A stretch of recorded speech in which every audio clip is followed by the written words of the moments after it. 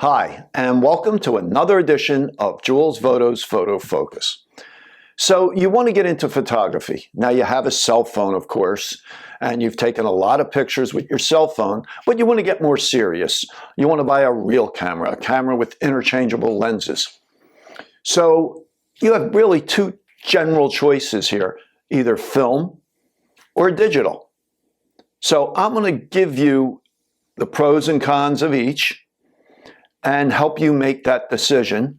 I'll offer my recommendations, but of course that ultimate decision is yours. So I just want to give you some good information to help you make a wise decision. So when I first got started in photography back in 1970, my only option was film. And for the next 30 years, I shot film exclusively. And then in 2000, the newspaper I worked for bought a digital camera. So that was my first experience with digital. Today, I'm mostly digital. Every once in a while, I'll shoot film. Okay, so let's start talking about film cameras. With a film camera, obviously, you have to buy film. And film is pretty expensive today. A roll of black and white 36 exposure film sells for over $10. So you also have to have that film processed. And which means you're going to need to wait a little bit before you see your results. You can get film cameras fairly inexpensively. You could buy cameras from the 60s, early 70s, under $100. In fact, I did a video on getting into film photography for under $100, but I don't recommend that because a lot of those cameras, the light meter doesn't work. And I'm going to try to keep this explanation really simple. So some of you who have some experience may think it's a little boring, but for those who have no experience, I just want to explain a little bit. So those older cameras a lot of them don't have working light meters. You want to get a camera, your first camera, with a working light meter. To do that, I recommend that you buy cameras from like the mid-70s on. There's a better chance that those light meters are going to work. And the light meter actually is built into the camera and it measures the light to give you a proper exposure. And what I mean by that is a proper exposure is so that the picture's not too light or too dark, that it's just right. That's the simplest of explanations for that. Now, I have a series of 4 videos on photography for beginners, and I will put a link in the description below to those videos, and that will help you with things like exposure and focusing and so forth. So you also have a choice when buying a film camera of either a manual focus film camera where you turn the focus ring to make the image sharp in the viewfinder, or an autofocus film camera that will do the focusing for you. It doesn't really matter because on a autofocusing camera, you can still focus manually. And I believe when you start out, try that focusing manually. Focus manually, learn about focusing, learn about something called depth of field, which tells you how much of an image is sharp from front to back. When you focus at a given distance, so much is going to be sharp in front, acceptably sharp in front of the focus distance, and so much will be in focus behind. I think by using a manual focus lens, either on an autofocus camera or a manual focus camera, that will help you to understand depth of field more. Now, if you go with a digital camera, you're going to spend a little more, but not much more. If you buy a 10 to 12-year-old digital camera, you're going to pay just a little bit more than you would pay for a film camera. So why would you buy a digital camera? The biggest advantage is you see your results right away. You take the picture, you can view the image on the back of the camera, on the LCD, and you could tell whether your focus was good, whether your exposure was good, your composition was good. And I think that's invaluable to a beginner.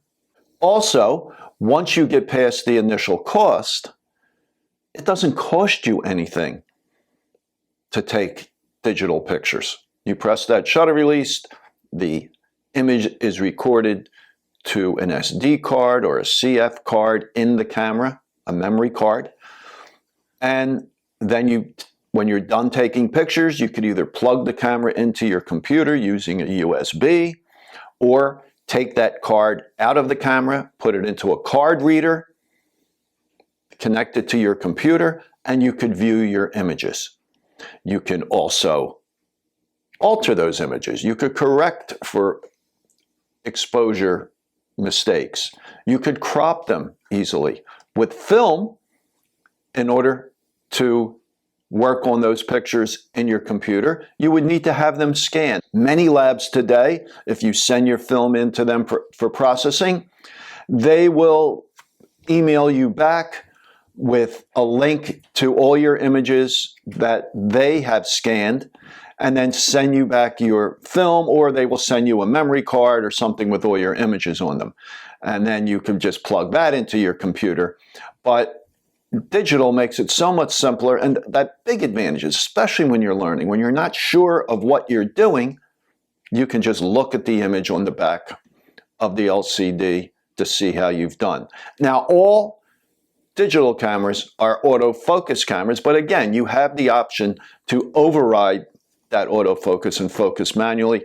And I think just right at the beginning, when you're first learning, I think that's a better thing to do. Now, as far as lenses, okay, 35 millimeter cameras, the normal lens, the lens that will give you a field of view equivalent to the normal field of view of human vision, is a 50 millimeter lens or a 55 millimeter lens. It varies as far as what camera manufacturers provide with the camera or the lenses that you can buy. So I would suggest a 50 millimeter lens, whether you're using a film camera or a digital camera. Now, digital cameras, you could either buy a full frame camera. And what does that mean? Okay, a full frame camera, and they're more expensive than a crop sensor camera, but let me just explain the full frame camera first. A piece of 35 millimeter film. In a 35 millimeter camera, the frame, the size of the image, the size of the negative is 24 millimeters by 36 millimeters. A full frame digital camera, the sensor, all right, so there's no film obviously in a digital camera, there is a sensor that is 24 by 36 millimeters. And a 50 millimeter lens on a full frame digital or film camera gives you that field of view of human vision, okay? Digital cameras, however, and the earliest digital cameras had what's called a crop sensor camera. The sensor on a digital camera is probably the most expensive thing.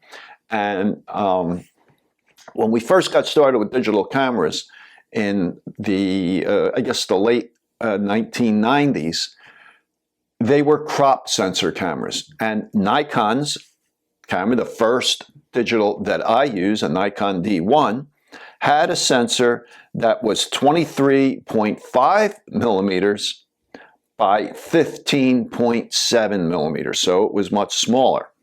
So what does that mean? Why is that important? Well, when you put a 50 millimeter lens on a crop sensor camera, a crop sensor Nikon camera, that gives you the field of view of a 75 millimeter lens. And with a Canon crop sensor camera, the sensor on the Canon is a little bit smaller on the Canon crop sensor camera. That gives you the equivalent with a 50 millimeter lens of an 80 millimeter lens. So I hope this isn't confusing to you, but just bear with me.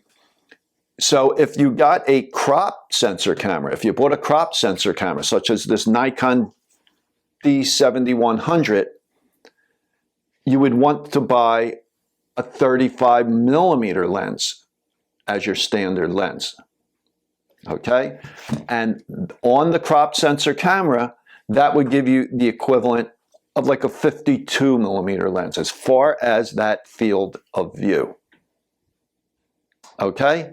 And that's what I recommend. That's what I recommend you start out with, is a normal lens. So a normal lens, a normal field of view lens on a film camera or a digital full frame camera is 50 millimeters. On a crop sensor camera, it's a 35 millimeter focal length lens. Okay, I hope that's clear. And any of this, if it's not clear, please leave a comment in the comments below. Ask me a question. Email me your question. I'd be happy, more than happy, to answer any questions. So, one other thing, a full frame digital camera is going to be more expensive than a crop sensor digital camera. However, today, you can get any of these cameras, full frame, crop, film, for well under $400. Just have to look around, and like I said, you want to buy from a reputable online retailer, your local camera store. If you're close to New York City, there's several great camera stores in New York where you could find these cameras. Adorama and B&H, either one are great, and there's others around the country. So let me give you just a few models of cameras, both film and digital, that you could choose from. And this is going to be heavily weighted towards Nikon. I've used most of the Nikon cameras over the years, but I've also shot with Canon, so I also recommend Canon as well. They're excellent, and in both cases, you have a choice of either film or digital. So if you want to go with a Nikon film camera, a compact camera, a very well-made camera that you could pick up inexpensively, I recommend the Nikon FM. Okay, it's a fully manual camera, which means you manually focus, you manually set exposure. It was introduced in 1977. You could find these cameras well under $200 with a lens. Okay, another choice if you want an autofocus camera is the Nikon N90 or the N90S, minor differences. These are autofocus cameras, but like I said, you can use manual focus lenses on them, and that's what I recommend at the beginning. Or if you bought an autofocus lens, manually focus it. You can manually focus an autofocus lens, and I recommend you do that. And the Nikon N90 is very inexpensive. In fact, you could probably pick up a Nikon N90 or N90S for less than the cost of a Nikon FM. Now, the FM is a fully mechanical camera, only requires a battery for the meter. The N90 requires a battery for everything. It has automatic film advance. It has auto exposure control. I'm not going to go explaining the difference between auto exposure control and manual, but it gives you more options. As far as digital, if you want a crop sensor camera, and if at all possible, if you could find one in good condition, I highly recommend you go with a full frame sensor. And Nikon calls that Nikon calls that FX. And an excellent camera, and probably the most expensive of the cameras I'm going to recommend, is the Nikon D700. It dates from 2008, but you can find them under $400 with a lens. And it's a full frame camera, so you buy that camera with a 50 millimeter lens. It has automatic exposure control. It has excellent low light capabilities. I've done some videos on this camera. I'll put a link in the description below to that.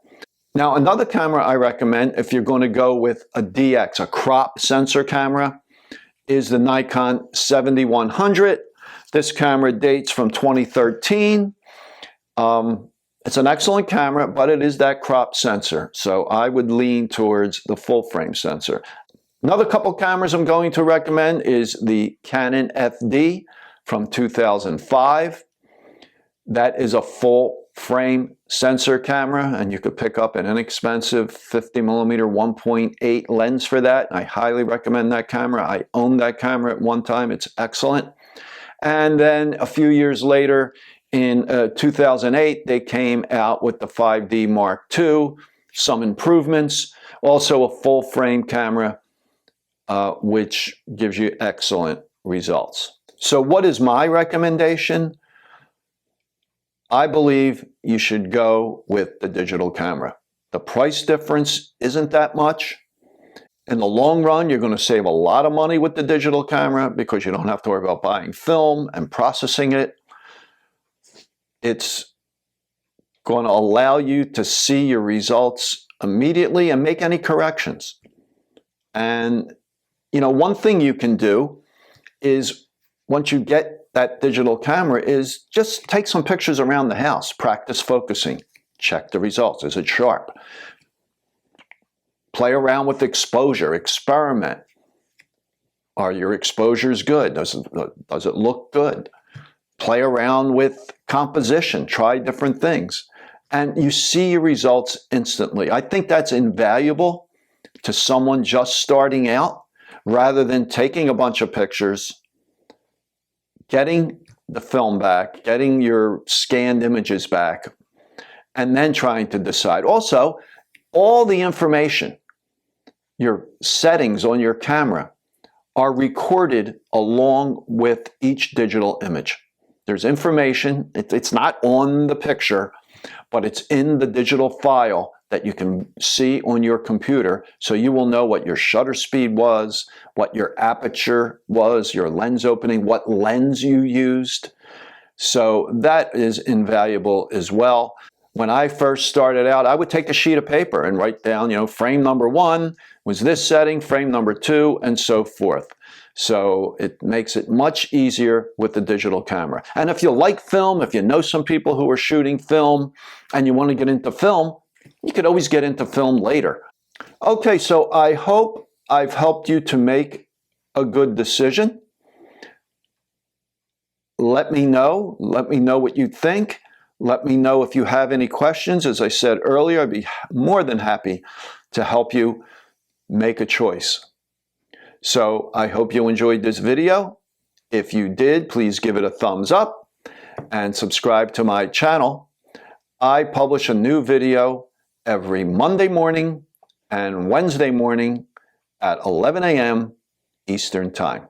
So I will talk to you next time.